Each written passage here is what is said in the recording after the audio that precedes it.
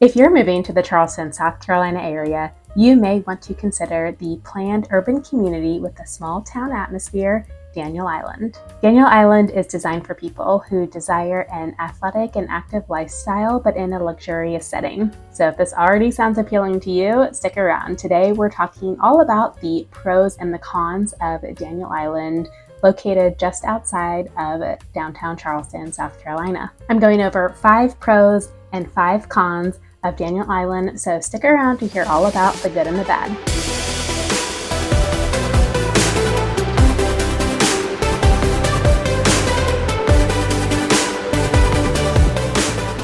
Hi, I'm Sarah. I'm a real estate agent here in the Charleston, South Carolina area, and my team and I love helping people every single day make their smooth transition here in the Charleston area. So whether you're buying or selling in 9 days or 90 days, go ahead and give us a call, send us a text, an email, or set up a Zoom consultation so that we can learn how to best serve your needs. We really look forward to hearing from you, and all the information you need is pinned in the comments and description below. Now, if this is your first time hearing about Daniel Island, you definitely need to go back and watch my video right here, all about Daniel Island. I go over everything you need to know in a lot of detail, everything from the location, to the history, to the amenities, to a deep dive into the real estate. So a lot of the things I'm talking about in this video build on that foundation. So go ahead and cue that up if you haven't seen it yet. With that, I want to go ahead and dive right into the pros. The first pro is that it has a secluded feel, yet it's amenity rich. Most of the times when you think about somewhere that is secluded, it kind of means it's in the middle of nowhere and there's nothing to do. But Daniel Island couldn't be further from the opposite. It's really the best of both worlds, where you're in this insulated community and you have access to a resort life every day. So whether you want to swim, kayak, play tennis, play golf, walk the beautiful trails, go boating, and so on, you can do that on Daniel Island. Yet at the same time, you have everything you need, from the Publix grocery store to some great restaurants and bars to all of your everyday conveniences. There's really not much that you need to leave the island for. The second pro is the close-knit community. Daniel Island has this small town southern feel, yet is also very sophisticated and elegant. Somehow it strikes the balance between both of these things, which is very hard to do. People who live here absolutely love it. It's a very tight-knit community, and residents say it's quiet, safe, friendly, and so many of the kids walk to school or bike to school, and it truly has that close-knit feel. Daniel Island is only built for 15,000 people, so it's never going to get too big. It's 4,000 acres and it can't get any bigger, so the land is what it is, and the number of homes that it will ultimately be isn't going to change at some point once all of the available lands are built out. So you never have to worry about it just getting way too big and overwhelming. The third pro is the recreation.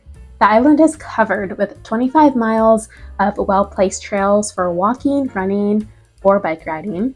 Much of them are placed along the ocean inland waterways, giving the residents incredible views of not only the water and marsh, but the wide variety of wildlife that comes with island living. The island is surrounded by 23 miles of beautiful rivers and creeks, which include the Cooper River, Wando River, and Beresford Creek. Families enjoy boating, swimming, paddleboarding, kayaking, fishing, and crabbing. There is a boat ramp and boat storage, as well as a marina and a boat club. Is golfing your thing? Then you're going to love the Daniel Island Club. It's home to 2 private, nationally ranked golf courses designed by Tom Fazio and Reese Jones, both of which are nationally ranked. Also offered at the prestigious Daniel Island Club is swimming pools, tennis courts, croquet, a clubhouse for events, an amazing fitness center, and dining options. Daniel Island is home to Credit One Stadium, which has some amazing concerts. Hootie and the Blowfish, which is a famous band from the 90s. They're actually from the Charleston area, and every year they do a concert called Homegrown, hosted right at Credit One. It's really an awesome venue, and the only outdoor stadium that we have here. We have an indoor stadium, the Coliseum up in North Charleston, which you're also not very far from if you live on Daniel Island. But if you love live music and going to concerts, then you are going to be super close to the stadium no matter where you live on Daniel Island. Credit One Stadium is also home to the Credit One Charleston Open. This event draws some of the most talented women tennis players in the world, including Serena Williams. Daniel Island has quite a few different tennis facilities, so if you love tennis, you are going to be in good company on Daniel Island. I really don't think there's anywhere else in Charleston where you can go to play a top-ranked golf course, then go over to a world-renowned tennis facility, then enjoy a great dinner and walk before you head over to see an amazing concert, and take your boat out on the water, all without leaving your own community. Daniel Island is truly amenity-rich. And this appeals to a variety of people, lots of families, but also young professionals and retirees. It's really a way of life that suits everyone. The fourth pro of Daniel Island is its beauty.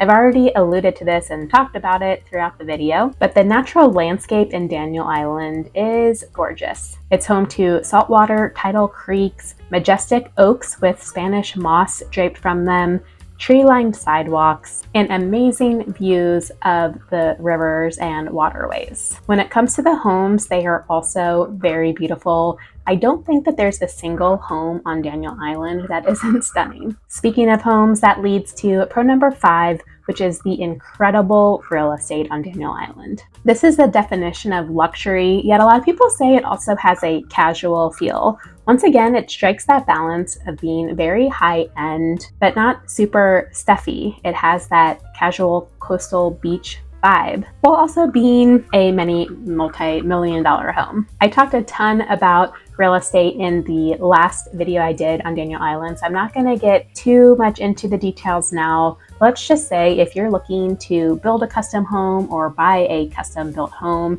and you want all of the bells and whistles, you can find that on Daniel Island. Whether you're wanting incredible views, elevated pools, an elevator, the most high-end appliances, gorgeous outdoor living spaces, and so much more, you will find it on Daniel Island. Now let's move on to the cons. The first con is that it's pricey. With all of that beautiful real estate comes higher end prices. The median price home in 2023 was $1.35 million.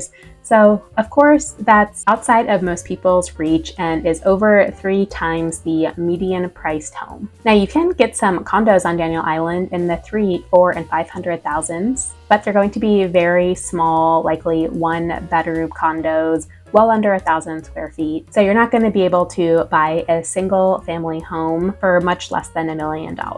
Also, a lot of homes on Daniel Island could be in a flood zone because it is surrounded by water after all. So this is something to be aware of. Now, a lot of Charleston homes are in flood zones, not just on Daniel Island. And one way they mitigate for this is that many of the homes are elevated here with the garages underneath. So if there is a flood, it's going to go into the garage versus going into the living space, which is a lot more expensive to fix. The second con of Daniel Island is that it is too perfect. So what does that mean? Well, some people really love the way that a planned community feels, and other people simply don't. Some other people are wanting more of an organic feel, an older, historic, or natural kind of feel, maybe more like what James Island has to offer, for example. If you haven't learned about James Island yet, check out the many videos I have all about James Island. With a luxury community comes this exclusive feel, which means that it might not be as diverse as other areas within Charleston. So I didn't come up with this, but some people have said that it feels kind of like Stepford Wives, if you've seen that movie with Nicole Kidman, where everything is just so perfect and beautiful, yet I think they're actually robots or something like that. I don't really remember the premise of the movie. I just know that some people think that Daniel Island is a little bit too manicured and luxurious for their personal taste. They want something more modest and cozy feeling. Now, don't shoot the messenger. This is just what some people say. I personally think Daniel Island is really gorgeous and has a lot to offer, but I can definitely see why it just might not be some people's style. The third con of Daniel Island is that there is no beach. So the one thing Daniel Island is lacking as far as amenities go is a beach. It's kind of funny because it's an island, but you still have to drive 20 minutes to get to either Isle of Palms or Sullivan's Island. So you won't find sandy beaches to leisurely relax on Daniel Island. You will find waterfront places and creeks and lots of water, just not the beach. The fourth con of Daniel Island is that it's just simply too small. So yes, Daniel Island has a grocery store, it has restaurants, it has a lot of your day-to-day activities and conveniences, but it doesn't have a huge abundance of those things. There's only the one Publix, so if you want any other grocery store like a Harris Teeter, Costco, Whole Foods, Trader Joe's, etc., you're going to have to go into Mount Pleasant. Or if you're just tired of the restaurants and Daniel Island, you're also going to have to leave the island. Also, as far as medical facilities go, there are your doctors like dentist and optometrist, but there is no hospital on Daniel Island. The closest hospital is either going to be Mount Pleasant's East Cooper, North Charleston's Trident, or downtown's MUSC, Medical University of South Carolina, or the VA hospital. Now, Daniel Island does have some assisted living and nursing home facilities, as well as a luxury residence for people 55 plus. Those are condos, and it's called the Overture, but it is rentals. You cannot buy your own property there. If you're interested in other 55 plus communities in Charleston where you can buy either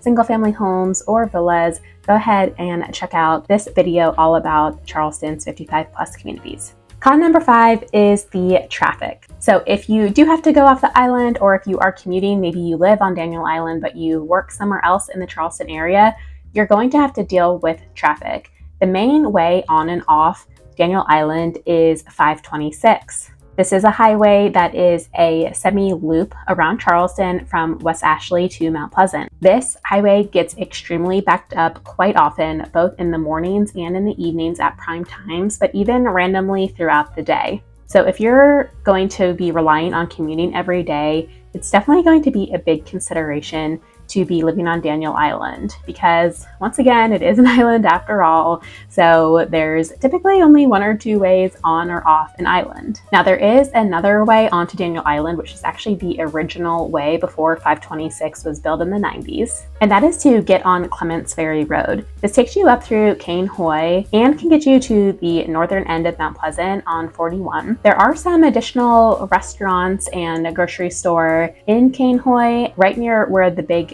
community Point Hope is being built. So there's actually more and more commercial areas coming to that part of Charleston, which is only going to be about a 10-minute drive or so from Daniel Island. But outside of that, if you want to get anywhere else, be it North Charleston, Mount Pleasant, or downtown Charleston, you're really going to have to get on 526. So that can definitely be a con. Okay, that wraps up the pros and cons of Daniel Island. What do you think? If you're familiar with Daniel Island, or maybe you even live there, go ahead and leave a comment below to let me know what you think are the pros and cons. Did I miss any? Was I unfair in any of my assessments? Let me know what you think. And if you're interested in other pros and cons around the Charleston area, I have tons of videos all over Charleston, from Mount Pleasant to James Island, Johns Island, Somerville, and many other areas where you can learn all about the pros and cons of the different suburbs. Nowhere is perfect, so the goal of these videos is just to help you understand the good and the bad so that you can make a great decision about where you think you're going to be happiest here in Charleston. Once again, if my team and I can help you with your buying and selling needs in real estate, please go ahead and reach out. All the information you need is pinned below. Thank you so much for watching, and I will see you in the next video.